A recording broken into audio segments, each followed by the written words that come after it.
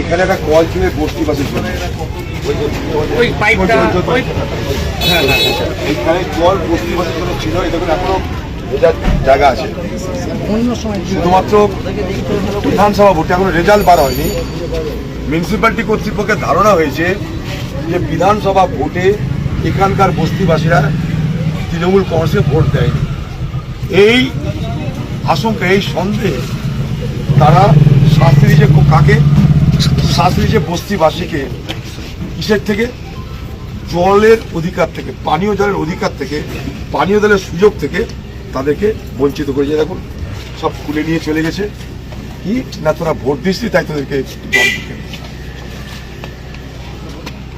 কত বড় জঘন্য, বন্য, নৃশংস একটা কর্তৃপক্ষ হতে পারে। আমি কালকে এই বস্তিবাসীদের সকলকে নিয়ে আমি মিউনিসিপ্যালিটিতে গিয়ে আমি ধর্নায় বসবো।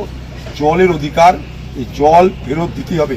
এই গরমে যেখানে মানুষের ছাতি ফেটে গেছে তৃষ্ণায়, সেখানে তৃষ্ণার জল, পানীয় জল কেড়ে নেওয়ার মধ্যে দিয়ে যে বন্যতা, যে জঘন্যতা প্রকাশ পেয়েছে, আমরা তা মানছি না।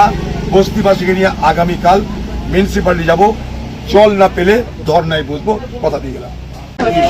কথা বলবে, সব ছবি তুলে নিয়ে গিয়েছে। ঠিক আছে, কে কার ভাগে দেখি আমরা। 4 তারিখের পর ভাঙবো সব, এরকম কথা বলেছি। আবার এখানে স্থাপন করতে হবে কল। আপনারা ঘাবড়াবেন না, একটা দিন কষ্ট করুন। আপনাদের জল কি নেই এখন? জল ট্যাঙ্কার করে জল দে, একটা ট্যাঙ্কার ভাড়া করে জল দে আজকে এখানটা, কালকে দেখছি আমি।